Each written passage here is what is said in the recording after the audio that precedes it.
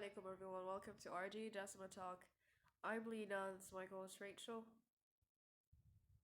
Hi there, I'm Rachel. Today's talk is about Palestine. It isn't about history or politics, it's just about the ongoing reality in front of us every day. So, Lena, what is your point of view about 7th of October? Now, let's be honest. People act like it all started on 7th of October, but that's just the excuse they're using right now. This has been going on for about 75 years. Gaza has been locked in for over 15 years. No freedom, no clean water, no proper healthcare, nothing. So this isn't about defense. It's literal punishment.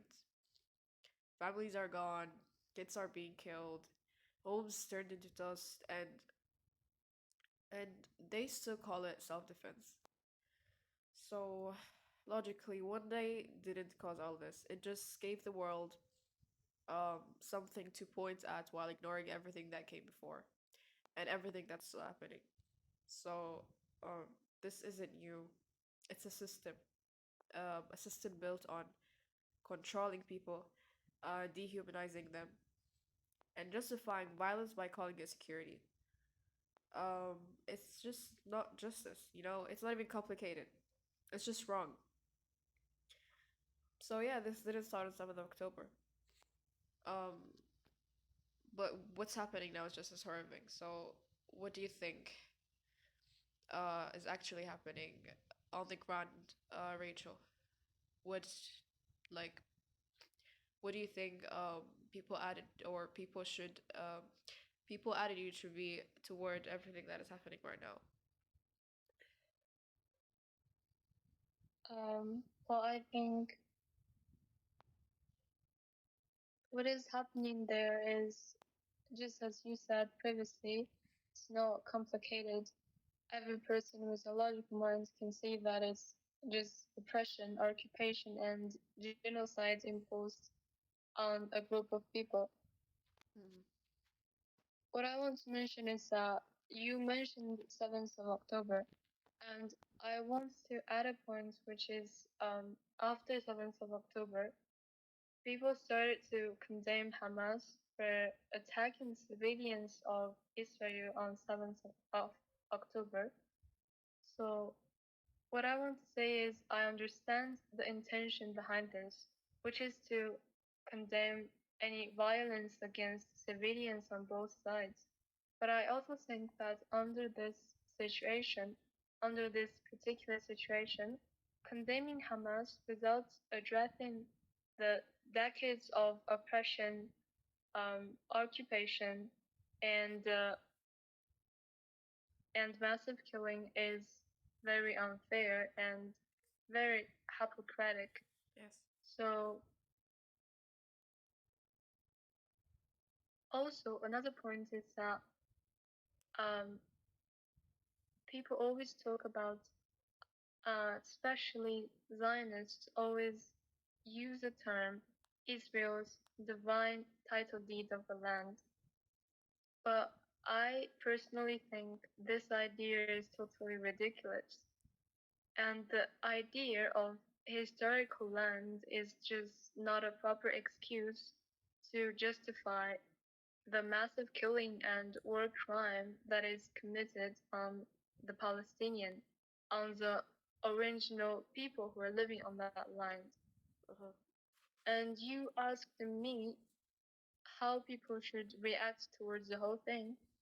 Um, First of all, I think when we're talking about the people of Palestine, what we are seeking is never a kind of charity like sympathy towards them.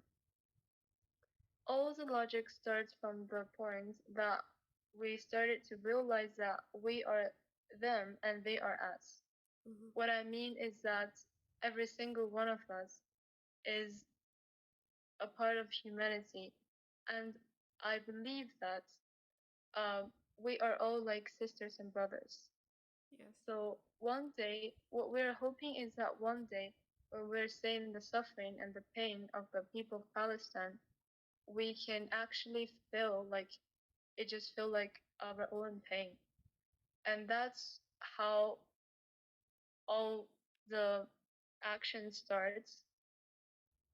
Another thing is that um, some people they do realize this part, but due to the helplessness or hopelessness towards the whole situation, um, they started to develop a kind of negative idea, which is we are just ordinary people and we can't really do much thing that can actually help or can actually make a difference. So, what I want to respond is that I think applauding justice, rejecting oppression is the basic dignity of a human being. We're not talking about whether it will be effective or not, whether it will make a big difference or not. Because, for example, the people who are doing protests on the streets in a lot of countries we can see on the news every day, well, how do you comment on their actions? Are they actually making a difference to the people that are suffering in Palestine? Did this action actually make a difference for the people of Gaza? Did that solve any problem that they are facing right now? For example, lack of food and water, and the massive killing. Did that actually make a difference? No, it didn't. But on the other hand, it actually made a difference. All of this protest showed us some part of human beings, some qualities of human beings that are really beautiful and precious. Yes. And I believe that this whole thing, this protest, this action itself, is already making a difference in its own way. So I hope that everyone can do something um, towards the situation, whether it's propaganda or a boycotting the genocide brands or merely just talking about Palestine to everyone around you and never forget about Palestine. Yes. So, Lena, what do you think about boycotts? Like, do you have some idea about boycotts? Okay, let's be honest. This is where a lot of people get uncomfortable, but we need to talk about this. Now, for some reason, the idea of boycotting makes people more upset than the fact that thousands of children are being killed. People are defending brands more than they're defending human lives. And that's just the truth, you know? And somehow they still want to say, I care. No, like if you care, you act like it. You make choices that match your values because you keep supporting the same companies that help fund this. Your silence isn't neutral, it's a literal position. So, I mean, boycotting isn't even hard. You know, what's hard is watching entire families die while people keep defending fast food. What's hard is knowing where your money goes and choosing to keep spending it anyway. So you don't get to say you're against justice while helping funding it. I mean, this isn't even about extreme. This is about being awake, about refusing to fund murder because it's normal, you know. So, boycotting is literally the bare minimum we can do, and doing it says more about you than anything you post. Right, Rachel? What do you think about that? Is I totally agree with you, Lena. Um, and actually, there's something that I want to speak about because I can feel that kind of uh, perspective or that kind of emotion among people, both in reality and online. So, what I want to say is um, Jewish people or Jewish community used to be the victim of genocide themselves during the World War II.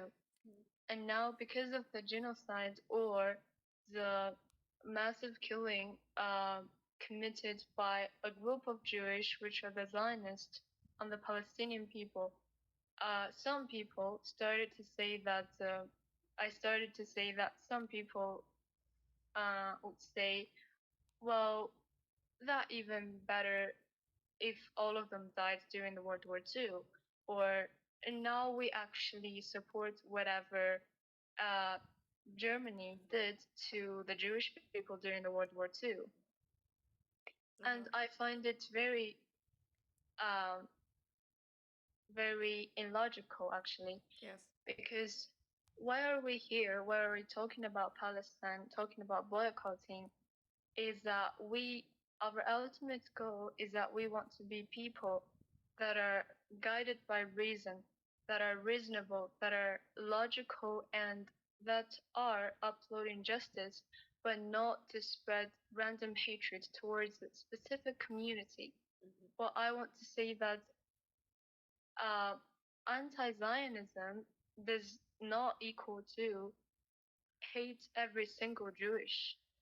Um, and even among the Jewish community, there are people who are risking everything to support Palestinians. For example, the famous scholar Norman Finkelstein. And I really recommend everyone listen to his speech about Israel and Palestine. Yes. So this is the last thing that I want to say.